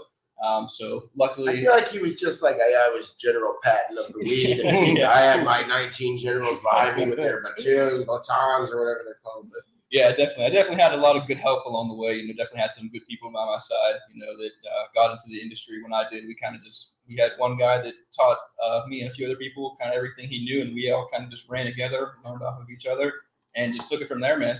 And then, like I said, got bought out by a big MSO, and then the guy who ended up teaching me how to grow hooked me up with this job out here. So, you know, after we got taken over, I lasted about a month and then got offered this job, and that's how I ended up here. So, yeah. So all the way into education. Go ahead, Tim. Go back to, as we talked about, being a vessel. Yeah. This young man, how old are you, Josh? 25. 25 years old. Wow. Yep, started growing when I was 19. That's when I got in. Yep. Wow. And now you're educating other people on how to get into this industry and what to do and how to grow plants. Yes, that's correct. Yeah, I think it's great, man. I really love it. I'm super passionate about this industry. You know, I really wasn't into weed when I was up, you know, young and coming. I really didn't care too much for it. But then as soon as I got into the grow, started learning about the plant, how it works, and then how it helps people. You know, our grow actually brought in like real patients, and like they gave their stories of how our medicine actually helped them, which was super moving, you know, super awesome to see. So that just made me fall in love with it even more. You know, like I said, it was only medical in Pennsylvania, so we were really doing it for the patients the whole time. And then, yeah, man, I just started, you know, teaching people because, like I said, I was one of the first cultivators hired. So I started teaching people everything that I learned and just passed it down. And I was like, man, like teaching this stuff is awesome. It's great when you see someone struggle with something and then you kind of like guide them for a month or so. And then the next thing you know, like they do it by themselves and it's awesome. You know, it's just great to see. Well, doesn't it sound like Montana's story and kind of his history, and now to see him in his own grow at Vivid and in their own extraction facility. Yeah. I mean, just how happy he is. Yeah. And he's just teaching, what, 95 employees? Right. Yeah. And that's what you can just tell. The energy that kid gives off is crazy. Yeah, I want to talk So about kudos to you. about that Vivid tour before the show's up too. So we'll talk about that because we had a lot of fun out there. So I want to ask you a little bit of a question. Actually, we're going to get into Todd because Todd, you're a student, aren't you? Yeah, this is my teacher. Yeah. Welcome to the professor's hour. Now, I don't know if you guys have ever smoked with your teacher before, but it's an experience. Yeah. So. In 8th grade. All right. Cool teacher. Yeah. That's pretty cool. We thought we were cool because we had like a couple of joints and he gave us a ride home. And he goes, get that out of my glove box, whip it out, and we go back there. You are pretty cool. Yeah. Man. Yeah. But anyway, there you go. Smoking with your teacher. Yeah, that's wild. Yeah. So he's about business first. So hey, there's a little pleasure mixed in there. So, well, let me ask you, Todd. So you've been on the show before. We're asking people about their first time they experienced cannabis and how they got into it where they're here. How old were you when you first experienced cannabis? I believe that I was 16 the first time it actually worked. The first time I tried. You get a bad bag Well, when you're no, 14? Yeah, here it goes. I mean, well, my aunt was pretty OG, and she heard me and my cousin probably through like the screen door talking about stealing her weed, and sure enough, you were one of the young weed stealers. Yeah, so I wasn't gonna take it, but my cousin was like, "Hey, there's this thing in the cigarette pack and that cellophane," and so sure enough, love my Aunt Mary Kay. She's deceased, but I tell you, she got us good. She put that cellophane, put some parsley in there. Oh. We headed down to the creek. You know, we made up the little tin foil bowl because we didn't have anything to throw at it. I had no idea what was really going to go down. And then I just remember hitting this parsley and coughing so hard that the bowl shot out. And yeah, I don't remember being high, but I definitely remember feeling weird from the parsley intake. But outside of that, you know, the second time I was like 16 at a, you know, a high school party, and somebody said, let's step outside and smoke a bolt. And it was some old school nuts and bolts fashioned together. And I hit this, you know, bolt, and I smoked this pot, and boy, I was on it. And yeah, I had a fun time on the treadmill that night. Like a lot of cool stuff went down. Very good. I think I called Dad at like 2 a.m. and he was like, Dad, I love you so much. You're just so awesome. He's like, yeah, where are you at? I was like, I'm safe. And so are you. Like, everything's so good. Got in there, caged parsley again. Yeah, so it wasn't parsley the second time. It was some good OG funk and a nut and bolt from a Franklin County guy that, you know, he handed it to me in the garage, and it looked like a thing to do. So, you know, next time at school, though, it gets better. You know, I was like after school, and I wanted to try this experience again because it made me feel great. And so I see the guy, and I was like, hey, man, let's go smoke a bolt. A bolt? Yeah. And he's like, what are you talking about? I was like, you know, let's do a bolt. And he's like, dude, you want to smoke a bolt? I was like, well, whatever that thing is, you know. And then so I just, after that, I figured, you know, but really, like, I did get into maybe helping other friends acquire it, you know, right, getting some lunch money. Like, we set up trade He even things. got some of the nice snap-on bolts to smoke out of. Yeah. No, they weren't. I was kind of iffy. I was like, You ever ate the apple out of smoking it? no, I have smoked out of a whole lot of cool You're talking things. about lunch. I do love All right, lunch. all right. So let's jump back into it. All right, now, yeah. So let's talk a little bit about the Midwest Cannabis Institute. So you're a student. So I kind of want to get your perspective after I get a little bit from you first. So Josh, tell me if first off, here's one question I kind of want to know. If I'm first day in your class, obviously first day is about did you bring the right materials, and here's a little bit of advice. What advice are you giving people first day of class on what they're going to experience, how that's going to affect them, and do they come with a blank slate? Do they take what they know, and what's all that look like? Yeah, you know, I kind of don't expect a lot from the students. You know, like the students that I have now have all grown in the past, so they have a little bit of experience already. But with that in mind, you know, I really tell everyone like the first day that like you're gonna learn the most from like being in a grow, right? Like being in a room, being with plants, right? That's why I think it's great that we actually have hands-on and we have plants. So we have a hemp license here, so like we're lucky enough to be able to grow hemp plants. You know, pretty much same as cannabis. Just know you're just not gonna get the high effect, right?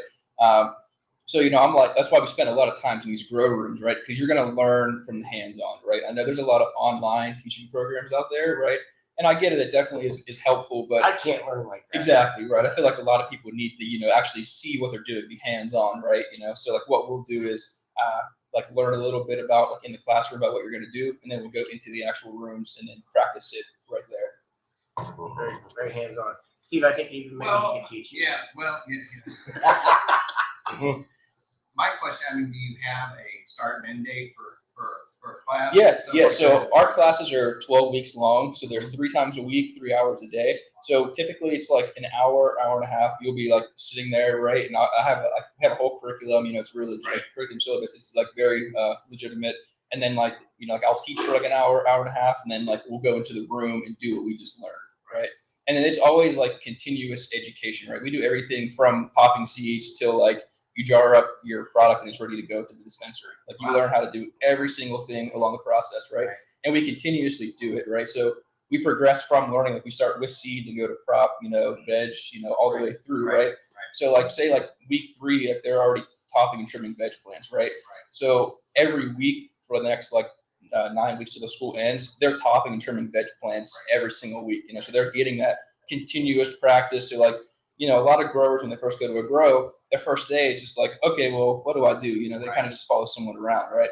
So in this case, like these guys are going to know, you know, like, oh, I already know how to top and trim veg plants, or I already know how to trim flower plants. Like I already know how to check irrigation, right? So they have like a head start, you know, which I think will really help you out in the weed world. You know, a lot of companies are, you work your way up through the company. You know, it's very hard to go from one company to another and get like a high role in a cannabis company. Most people, you have to go internal, right? So this is a great way. So when you start, you really stand out over everybody else, you know, so it's a very good boost for, say, you know, for your career in the cannabis world. So my next question is, I heard you talking earlier, the next step is that you also do full lighting and different things like that. Yeah, he's the facility designer for Cultivation Solutions Group. Wow. Yeah. So Cultivation Solutions Group is the main company. Midwest Cannabis Institute falls underneath that. And what we do there, I mean, we do a few things there. So we do all the electrical work, right? We kind of do a one-stop shop for new up-and-coming facilities, okay? So instead of you buying like your lighting from this company, you're buying your irrigation supplies from this company, you're buying your trays from this company, right?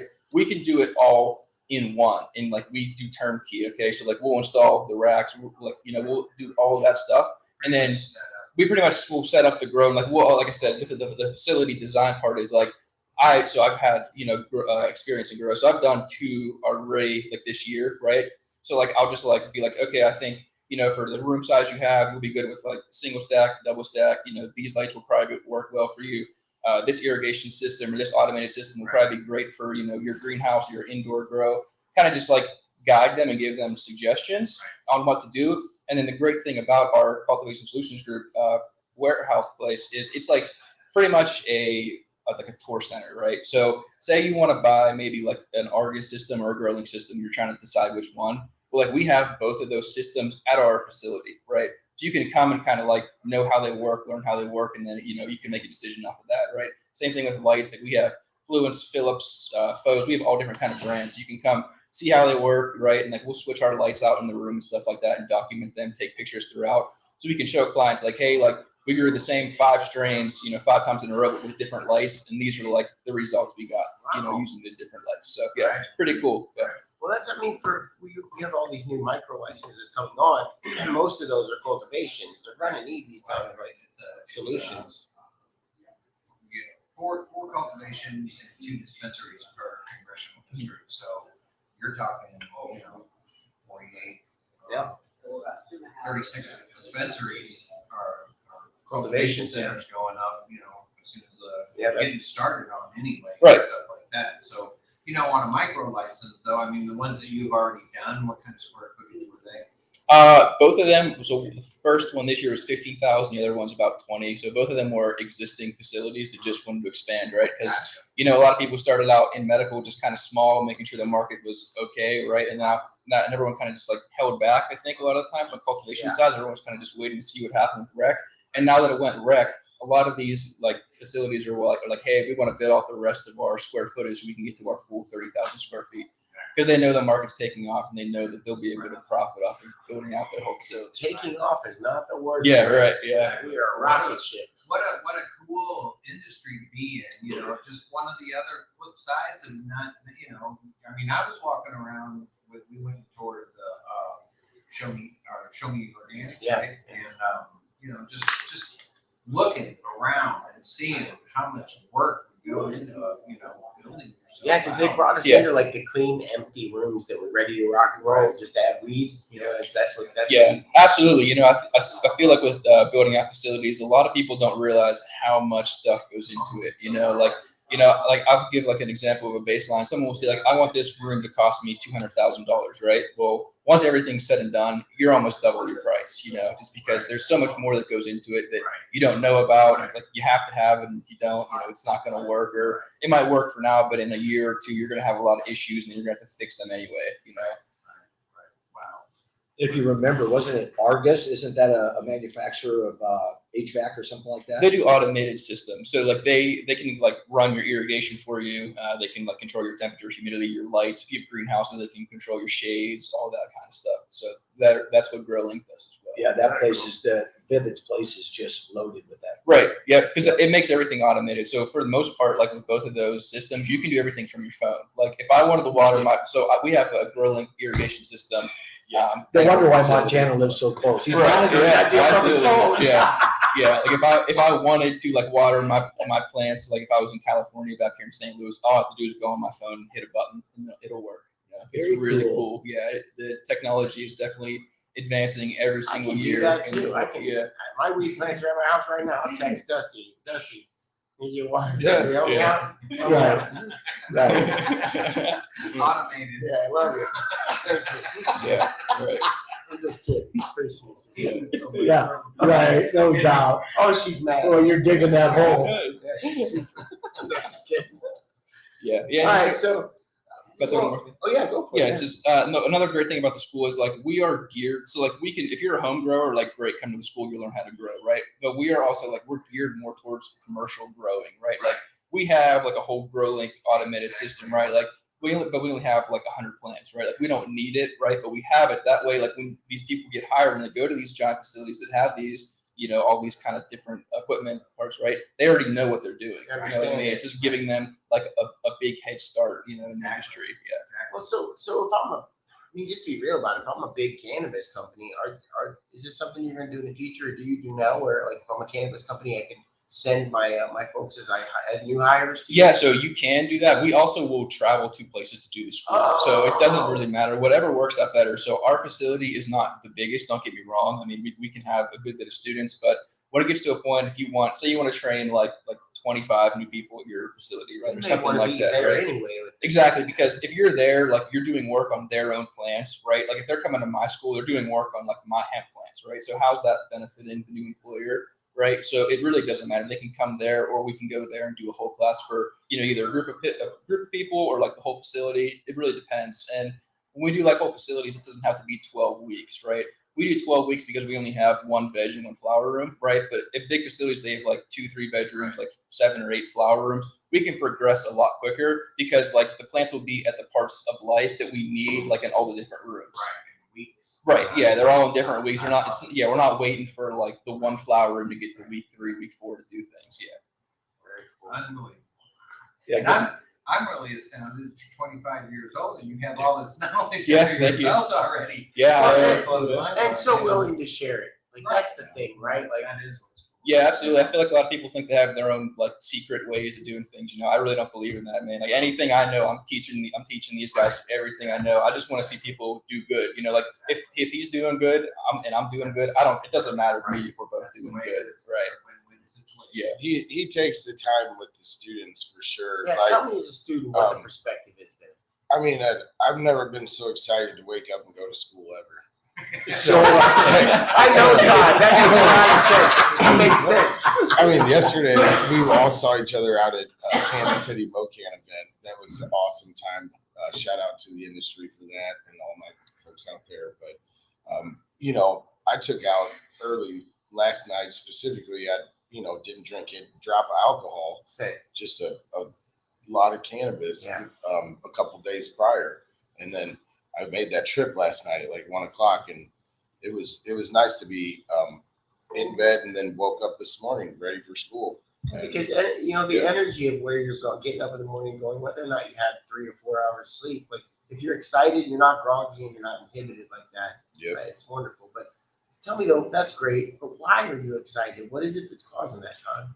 It's to see the real time growth with my hands-on experience. So I've been around cannabis for a long time, and I've more so been a distributor of cannabis, right? If you got something cool, I can get rid of that for you, right? And where I'm at now is in the learning process of wanting to understand the path life of that plant from start to finish. So it's been so rewarding to put seeds into we put seeds in. Then we've been growing through prop into veg, and like all these terms that he rattles off so fast, like I call them baby plants. Like, so you're taking, so they still have a nursery, but I'm like, man, these baby plants are so cool, man. I'm like, I just am so happy. Like, and then like to see the baby plants grow up to be like angry teenagers that need a haircut now, and so now like we're like, that's it, you're getting trimmed up before you get a little bigger in the flower room, and by the time we get them in the flower room, I'm astounded how a 6-inch rock wool can produce a stem that's like, I mean, it's almost the size of my wrist, like in some cases. We're cutting them down today. Just really beautiful plants that it's exciting. So we've already gotten a trim in this class. We've got to watch the flowering cycle begin, the progression of the veg plants going into that flowering cycle has been one of my favorite parts. You come in and he's got these little windows. You push the button and whoop, up it goes, and now there it is, Plantopia. Awesome. Yeah. That's wild stuff. All right, guys, we are cutting it real close here. I want to give a big shout out to Josh McNeil. That's he's Director of Operations, Midwest Cannabis Institute. They can find your websites out there. Yeah, it is www.mcistl.com. We're also on Instagram at the same handle. Very cool. Where is your facility at? We are located in Chesterfield, Oh, okay. so right I'll have inside. to go right check it outside out. those. Yeah, good. Come by anytime you want. Yeah, absolutely. Thank you for having me on the show. Valley? Yeah, we're down in the valley. Yep. Yeah, you're welcome. Thank you for being on the show. Yeah, thank man. you. I appreciate it. We wouldn't have a show like this if there weren't folks like you out there doing the things that you do. And Todd, always amazing to have you on. Todd is the sales and marketing for Missouri Wellness, one of our favorite extract companies out there doing their thing. Guys, I really appreciate it. We are going to take a break. When we get back, I'm going to have George Biswell get back on before we say goodbye. And we're going to talk about the Vivid tour and a couple other things, guys. It's been a wonderful show so far. You guys are listening to Waxy Brown's Flower Power Hour, brought to you live right here from the Ozarks. KJ 92.9.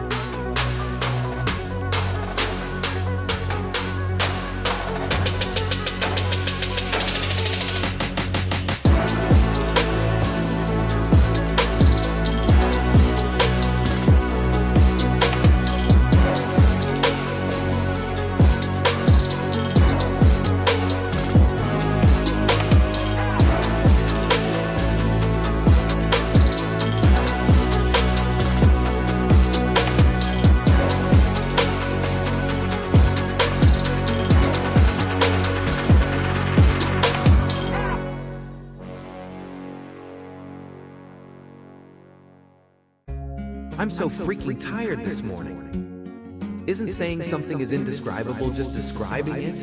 If a pregnant woman goes swimming, is she a submarine? What if two bots match on Tinder?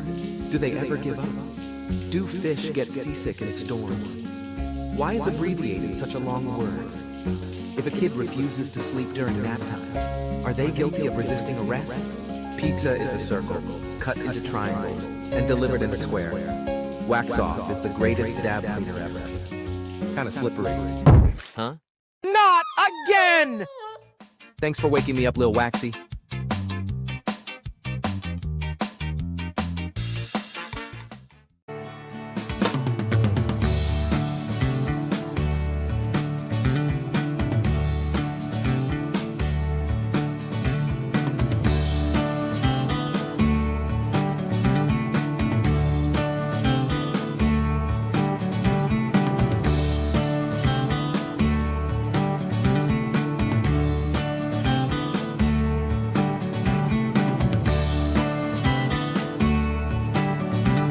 Premium brand. Organic. We're the best. High quality. Unique. Premium brand. Different. Unique. Premium brand. We're different. We're different. Premium brand.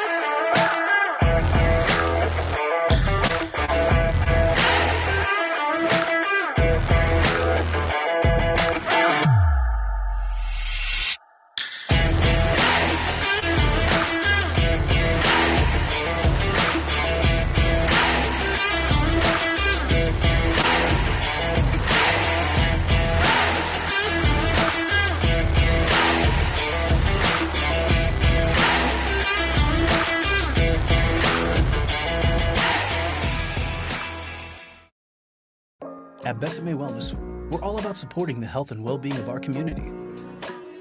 With a wide selection of locally curated medical marijuana products, we'll help find what works best for you. Don't have a card? Let us help navigate the application process. And if you can't make it to one of our 5 convenient locations, we'll even deliver to your door. Visit us in-store or online at besamewellness.com.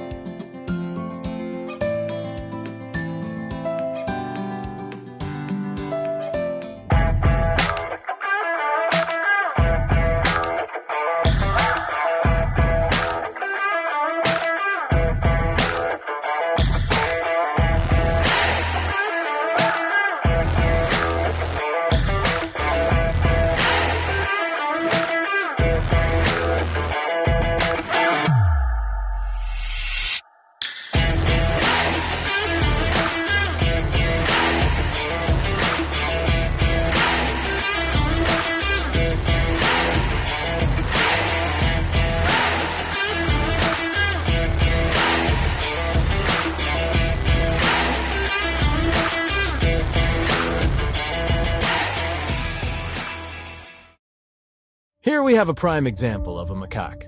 His name is Marcus. This particular macaque is bored. He's tired of the same old concert experience. Us too, little buddy. Well, you're in luck, Marcus. Introducing Captain Crossfade, a blend of THCV and CBC. This drink is the life of the party. Energy and focus, as well as an, enhanced experience with other consumables. Marcus is now ready to party all night long. Look at him go. Brought to you by Waxy Brown.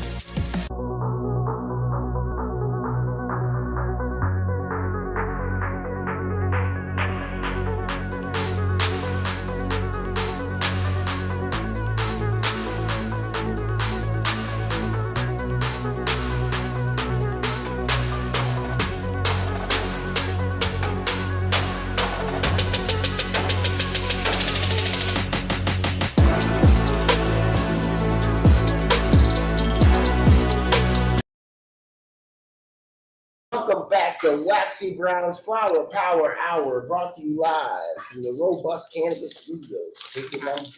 Hey, it's been a great show so far. I'll tell you what, we learned a lot. We sampled Blue a by lot. today. Blue by. It's the gummies. It's the gummies, yeah. Hey, so I've got a few things. First off, I want to give a big shout out to Justin Trowbridge down there in New Mexico. Well, we've had a lot of really fast conversations here, and I haven't really had Justin engaging because I know he was working on some audio issues and all that. But Justin, what do you think is about this? From what do you got going on there? What's he showing up to the camera? Is that medicated s'mores? Yeah, we've got a dispensary down here that does like medicated gravy for Thanksgiving and all that. And today they happen to have medicated s'mores packages with dog walkers on them. Oh, nice. That works. That's dope. So what do you think of this scene up here in Missouri, man? You kind of watched what we had going on over the weekend with or Monday morning with our tour of Show Me Organics and these guys with the gummies. It's kind of popping up here, huh, man? Yeah, I mean, it's cool seeing the number of people that are involved in it. It's cool seeing how normal it is up there, and it's cool seeing the community that comes together to support each other. So, yeah, you can't ask for more. Yeah, I agree. Before we go very much further, I do want to have Justin give out a shout out to our micro license options that we have for folks. For the folks listening out there, Missouri is at that point where we are going to start to issue in a lottery system our Missouri micro license cannabis licenses. Those are meant for all kinds of folks with all kinds of different criteria, all meant to fall within a social equity standard. We are helping folks find that pathway to find more about those licenses and get all the information they need, as well as move forward with our team if they need some help. Justin, can you give them a quick rundown on where to find that info? Yeah, so if you go to momicrolicense.com/waxy, you'll see the whole program that we've got laid out with Amendment 2 consultants and those guys. You've also got some access to our team and our capabilities and what we can do and bring to the table with when you sign up through that. So pretty cool setup, super easy, free consult to start. So just jump on there, fill out the form, and expect a phone call, and we'll see what we can do to help. Awesome stuff, guys. Make sure you guys check that out. If you're on the YouTube side and the Facebook Interactive, we've got that website scrolling for you at the bottom of the screen. Okay, we've got some little things I want to talk about here, and I've got Daniel back from Crane Organics as well as George Biswell from Kansas City Normal, which we are very blessed to have you here, my friend. I've been a long time fan of yours, but I have been an even longer time fan of Normal and the work that you and your folks, your teams across the nation and beyond even have done for this community. So Well, thank you. We appreciate all the support. Pats on the back. We're not done. We still have a long ways to go. very cool. You know, probably like 10 years ago, whenever we legalized, I think it was the 4th state, I went to Normal's website and I bought for $35, I had a 100% hemp t-shirt that had the first four legalized state, maybe 5. It might have been one in the middle too. But I remember like thinking, man, this shirt, when I got it, it was like, it should have cost more than that. Like it was like one of the best shirts I've ever had. It was like nice and heavy hemp. And like back then even I was like, I wish I had more hemp clothing. But big shout out to Normal and what you've done, especially George, with our state and helping get us to where we're at. Thank you. I appreciate it. Anytime. So I think this is a good time to mention that Daniel is from the Kansas area. Kansas is going through some struggles, you know, some real struggles when it comes to legalization, medical marijuana, and all that. Your perspective has to be insane coming from Missouri's medical market and adult use market, being in the industry here, residing there. It's like, dude,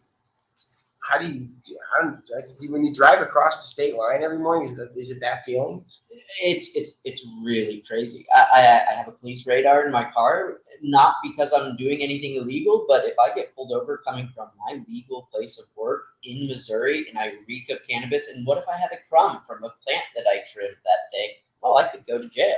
Yeah. And I do genuinely live on both sides of the state line and spend a lot of time in both places. So it is crazy to be a part of a business that's a part of a $100 million a month industry and then have conversations with representatives and senators that don't want that. And that's why I want you two on the mic right now, because I feel like it's important to talk about the political side of this for a second. The work that has to be done in our houses, in our Congress. I don't know if it's my headphones. You turn that one down just a little bit for me, Steve. Thank you. Appreciate you. So I want to talk a little bit about, first off, I want to bring up a sore subject for both of you because I don't know that it is, but I assume it is, but that's banking and some of the issues we have there. And every week we do always mention just a little bit about what's happening with banking on the federal level and all that. So we did have a little bit of a good little movement that I want to talk about before we go forward. It says the Senate. Oh, this is George. The Senate Banking Committee Chairman, Sherrod Brown, that's in Ohio. He's the Senate Banking Committee Chairman for Congress. He says his panel will vote on sending a bipartisan marijuana banking bill to the floor in the next 2 or 3 weeks. So that's another time that we're seeing this go forward. It never goes by itself. It's always piggyback onto something or something piggyback onto it to make it fail. But hopefully we'll see some safe banking happening. It says the committee held an initial hearing on the Safe Banking Act, sponsored by Senator Merkley. He's out of Oregon, of course, and Steve Daines. He's out of Montana last month. And now the chairman says it's heading to a markup this month before advancing to the door. Now, as it's currently drafted, the measure is going to protect banks and credit unions, as well as depository institutions, from being penalized by federal regulators for working with state licensed cannabis businesses. Here's the quote from it. It says, "We're looking at markup on a fentanyl-related bill." Okay, so we're riding the coattails of a fentanyl-related bill, the executive composition issue, and the safe banking issue, Brown told Bloomberg Law. He said, we want to do all that over the next 2 or 3 weeks. Okay, I love it, right? I love that we got safe banking happening, or talking about it. But this is, I think, like the 18th time or something that's been attached to a bill, or a bill that's been attached to it.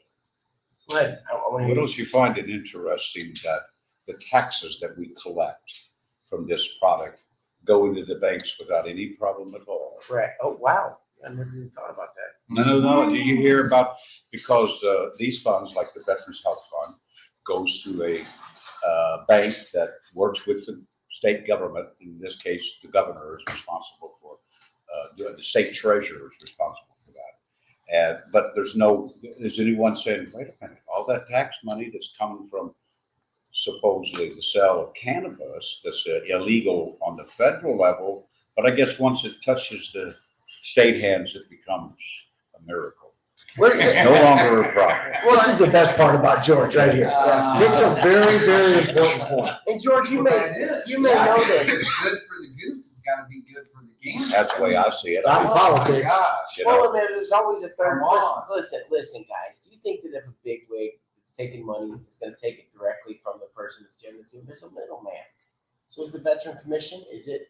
What is that? Is it? The guys Veterans like, Commission only gets the money when they apply for it through the health fund. They submit their budget, and then they get those funds out of that. And then the General Assembly doesn't have to give them money. So because they're getting it out of the health care fund. But in order for that to happen, the executive director of the Veterans Commission has to present his budget to the legislature. They have to approve it, then the money will be transferred. There's millions of dollars in state banks that are, now the people are saying, well, the interest off that goes back to the program, but the fees that the banks charge, they get to keep that. And you're talking about a lot of money when you're talking about fees in banks. So anyway, you're right. we could talk about that for a long time. Yep, Steve, I apologize. Daniel, we were going to get a bunch more going on, but we are out of time. Oh, That well, happens of to us course. Sometimes. It happens. I want to give a big shout out to everybody that came on the show. That's Crayon Organics, and we've got George Biswell in the house, as well as our friends from St. Louis for Educates and Great. Yes. All right, guys, you guys are listening to Waxy Brown's Flower Power Hour live from the Robust Cannabis Studios at KK 92.9.